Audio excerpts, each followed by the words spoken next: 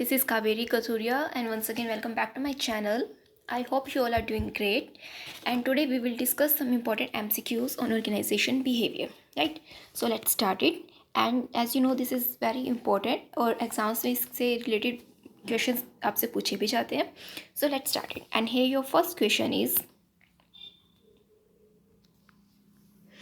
dash are social inventions for accomplishing goals. आपसे पूछ रहा है कि हम ऐसी सोशल इन्वेंशन जिसके थ्रू हम अपनी गोल्स अचीव करते हैं through group efforts. It means group efforts लगाकर हम जो गोल अचीव करते हैं उसे हम यहाँ क्या कहते हैं? ऑर्गेनाइजेशन. ऑर्गेनाइजेशन जो है आपका एक सोशल इन्वेंशन है. So B is your correct answer, right. Now move to next question. Which of the following is और are the key feature of organization. Organization के की फीचर्स पूछ रहा है आपसे कि क्या है. देखिए, जो क्वेश्चन हमने अभी किया उसमें यहाँ पर क्या कहा गया कि हम गोल्स को अचीव कर रहे हैं. ऑर्गेनाइजेशन का एक सोशल इन्वेंशन है और ग्रुप एफर्ट्स लगाकर हम अपने गोल को अचीव करते हैं. तो ये तीनों ही आपके जो है की फीचर्स हो जाते हैं इसके. So in this question D is your correct answer, right.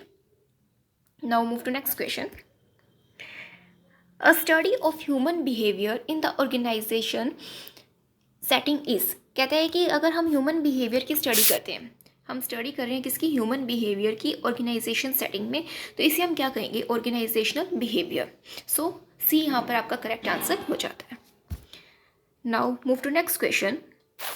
Scientific management approach is developed by. कहता है कि साइंटिफिक मैनेजमेंट अप्रोच को किसने डेवलप किया था? ऑब्वियसली ये एक बहुत ही बेसिक क्वेश्चन हो जाता है यहाँ पर. साइंटिफिक मैनेजमेंट को किसने डेवलप किया था? F.W. टेलर ने. Now move to next question.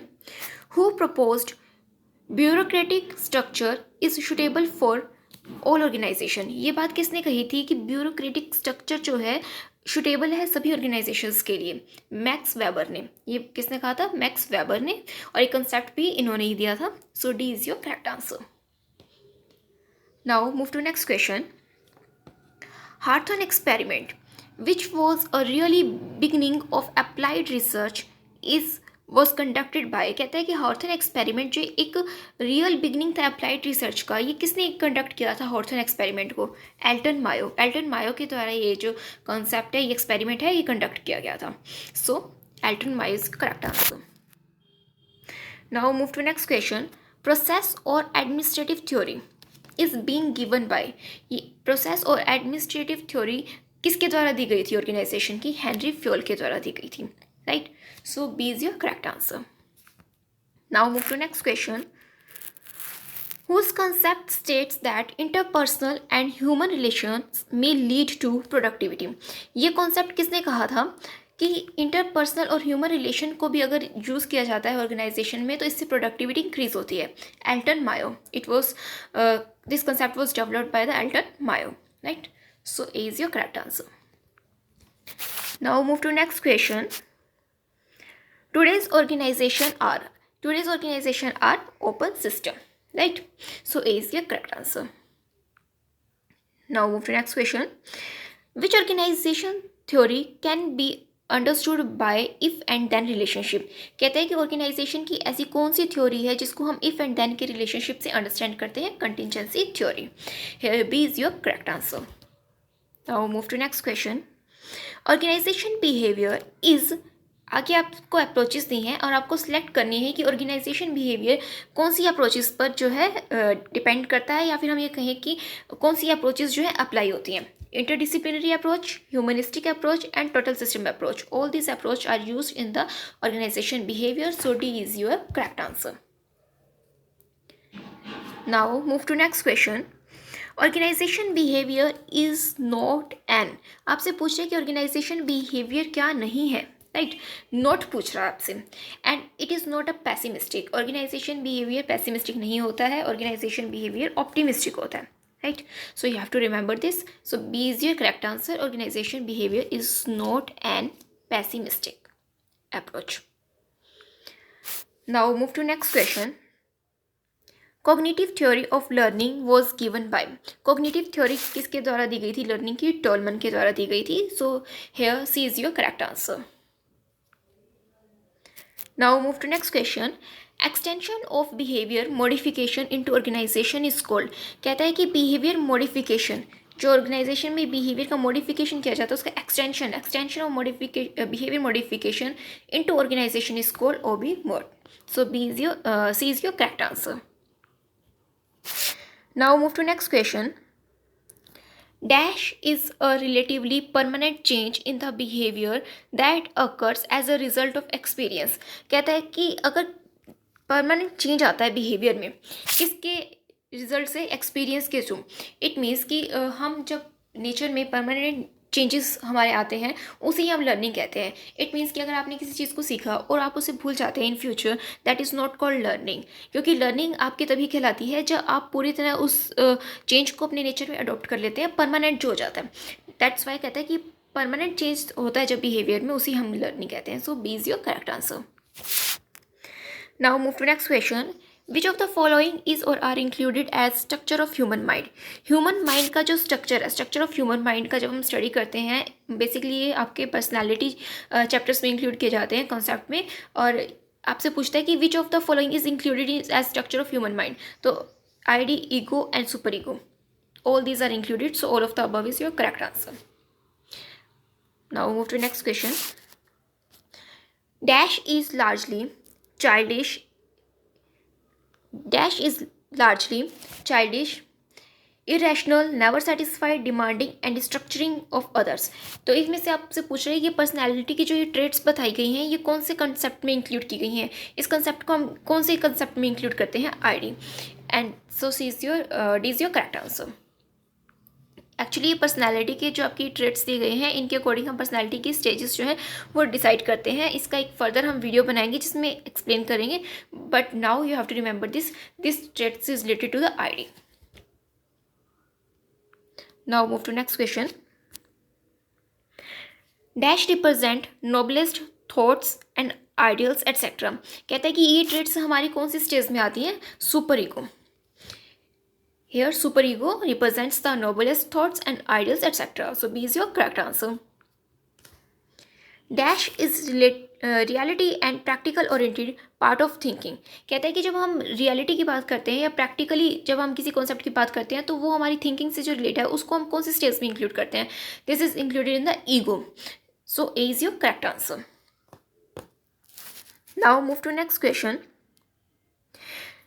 Thematic apperception test is design to understand. कहता है कि ये TAT टेस्ट जो है डिज़ाइन किया गया था, ये किस चीज़ को अंडरस्टैंड करने के लिए डिज़ाइन किया गया था? Personality of individual. किसी इंडिविजुअल की पर्सनालिटी को अंडरस्टैंड करने के लिए ये टेस्ट अप्लाई किया जाता है. So B is your correct answer. Now move to next question.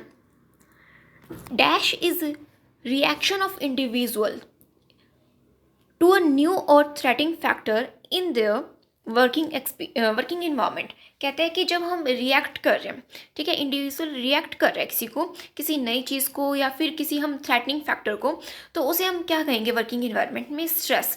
Because यहाँ पर वर्ड देखिए क्या यूज़ किया है? रिएक्शन. रिएक्शन का मतलब क्या होता है? बिना सोचे समझे हम किसी चीज़ पर रिएक्ट कर देते हैं, दैट इज कॉल्ड रिएक्शन. और रिस्पॉन्ड होता है कि जब आप सोच समझ कर जब आप किसी चीज़ पर रिप्लाई देते हैं उसे हम कहते हैं रिस्पॉन्ड. तो जब पर्सन स्ट्रेस में होता है तब वो क्या देता है? रिएक्शन देता है. So B is your correct answer. Right. Now move to next question. Which of the following is are not job related source of stress. कहता है कि ये आपका जॉब से रिलेटेड स्ट्रेस का सोर्स नहीं है. वो पूछा आपसे. Career concern. करियर के रिगार्डिंग जो कंसर्न है आपका, that is not job related source of stress. Right. So D is your correct answer. Which of the following is are not organisational factor causing stress. कहता है कि organisational का वो factor जो नॉट पूछ रहा है, नॉट ऑर्गेनाइजेशनल फैक्टर, ऑर्गेनाइजेशन का फैक्टर नहीं है जिसके थ्रू आपको स्ट्रेस हो रहा है. Role conflict. So C is your correct answer. Which of the following is are method of managing stress. कहता है कि स्ट्रेस को मैनेज करने की कौन कौन सी मेथड है? Job, relocation, career counselling, recreational facilities. So all these are the methods of managing the stress. So here D is your correct answer. Now move to next question. Which of the following is are not a method of managing stress. Method नहीं है manage करने का, stress को manage करने का कौन सा method नहीं है? So here D is your correct answer. Rorschach test is not the method of managing the stress. It means कि जो आपका टाइम मैनेजमेंट है, सुपरवाइजिंग ट्रेनिंग है और रोल एनालिसिस टेक्निक है, all this are the method of managing the stress. ये तीनों आपके मेथड्स हैं, बट ये मेथड आपका नहीं है. So hair D is your correct answer. Now move to next question. Dash refers to the negotiation और an agreement between two groups. कहता है कि दो लोगों के बीच में जो एग्रीमेंट, दो ग्रुप्स के बीच में जो एग्रीमेंट की बात कर रहा है उसे क्या रेफर कर रहा है यहाँ पर. ऑप्शंस के थ्रू अगर आप जाएंगे तो your A is your correct answer. That is contracting. Contract हो रहा है, इट मीन्स दो ग्रुप्स के बीच में एक एग्रीमेंट हो रहा है. So here A is your correct answer. Right. Now move to next question. Which of the following method is used to solve intergroup conflicts indirectly? कहता है कि इनमें से कौन सा मेथड है जिसे हम यूज़ करते हैं इंटरग्रुप में कन्फ्लिक्ट्स हो जाता है जब. ठीक है, इंटरग्रुप कन्फ्लिक्ट्स को इनडायरेक्टली सॉल्व करने के लिए अवॉइडेंस. बिकॉज अगर किसी भी कन्फ्लिक्ट को सॉल्व करने का इनडायरेक्टली मेथड यही है कि हम उसे अवॉइड करें. So A is your correct answer. Now move to next question. Which of the following is not direct method to solve intergroup conflict. कहता है कि इनमें से कौन सा डायरेक्ट मेथड नहीं है. राइट. तो आपका यहाँ पर क्या होता है, persuasion. So D is your correct answer. अभी आपको यहाँ याद रखना है कि आपसे इस क्वेश्चन में पूछ रहा था पहले वाले क्वेश्चन में कि which of the following method is use to solve indirectly. Indirectly solve करने का मेथड कौन सा है. राइट. और अब यहाँ पर आपसे क्या पूछ रहा है, not a direct method to solve intergroup conflict. It means कि आपसे यही पूछ रहा है कि डायरेक्ट मेथड नहीं है, तो आपका आंसर क्या चाहिएगा, D. So here D is your correct answer. Now move to next question. Technique to bring changes in the entire organization. पूरे entire organization की बात कर रहा है. एक ऐसी टेक्निक जिसके थ्रू चेंज आता है. Rather man focusing attention on individuals to bring changes easily. क्या कहता है कि कहता है ऑर्गेनाइजेशन में चेंज लाने के लिए टेक्निक की जगह अगर हम फोकस करते हैं, हमारा अटेंशन अगर हम इंडिविजुअल्स पर लगाएं जिनके थ्रू चेंजेस जो इजीली लाया जा सकता है, उसे हम क्या कहेंगे, organizational development. So A is your correct answer. Now move to next question. Which of the following is are OD intervention technique. कहता है कि इसमें से ओडी इंटरवेंशन टेक्निक कौन सी है. Here options are sensitivity training, MBO and quality of work lives. So all these are your techniques of OD interventions. So all of the above is your